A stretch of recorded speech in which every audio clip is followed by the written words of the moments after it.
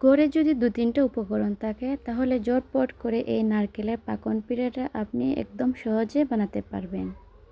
তো চলেন আজকে যে পিঠাটা আপনাদের সঙ্গে শেয়ার করে নেই কিভাবে বানালাম। তো এখানে দেখতেই পাচ্ছেন প্রথমে আমি একটা কড়াইয়ের মধ্যে নারকেল দিয়ে দিলাম, আর এখানে দিয়ে দিচ্ছি অল্প পানি, আর এখানে আমি অল্প স্বাদ মতো দিয়ে দিলাম লবণ। দিয়ে এটাকে আমি একটু নাড়াচাড়া করে নিচ্ছি। পানিটা যখন একটু ফুটে আসবে তখনই আমি এখানে কিছু ময়দা দিয়ে দেব। এই দেখেন আমি এখানে 1 কাপ পরিমাণে ময়দা দিয়েছি। দেওয়ার পরে এখানে আমি এটাকে নাড়াচাড়া দিয়ে সুন্দর করে একটা ডো তৈরি করে নিব। তো এই দেখুন চুলাটাকে একদম স্লো আঁচ করে আমি সুন্দর করে একটা ডো তৈরি করে নিচ্ছি। আর এখানে আমি একটা পাত্রের মধ্যে নামিয়ে নিলাম। নামানোর পরে এটাকে আমি সুন্দর করে ম্যাসাজের মতো করে এটাকে মাখাতে হবে, একদম মিলে যেতে হবে ময়দার সঙ্গে। তো দেখেন এখানে আমি সুন্দর করে একটা রুটি বেলে নিচ্ছি।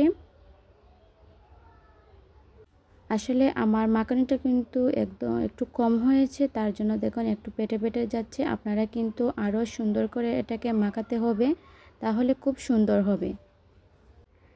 এবার আমি একটা কাঁটা চামচ নিয়েছি, আর এটা দিয়ে আমি সুন্দর করে এটাকে একটু ডুলা করে নিচ্ছি, কারণ আমি এটাকে কিন্তু বিরান করার পরও ভাজার পরে এটাকে আমি একটু চিনি শিরার সঙ্গে অ্যাড করব। তার জন্য দেখেন আমি 2 পিসটাই একই রকম দিয়ে দিচ্ছি।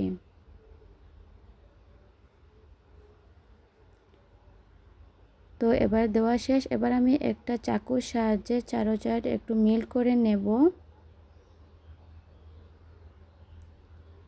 এই দেখেন চারদিক যদি একটু মিল টিল করে নেন তাহলে পিঠাটা কাটতেও অনেক সুন্দর দেখাবে।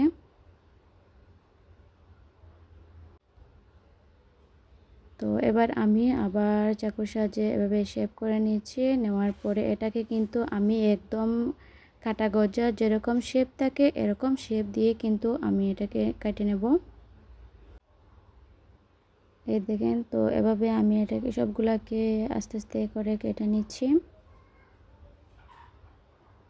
এই সাইডটা একটু বড় হয়েছিল, তার জন্য দেখেন আমি এটাকে কিন্তু এরকম শেপে কেটে নেব।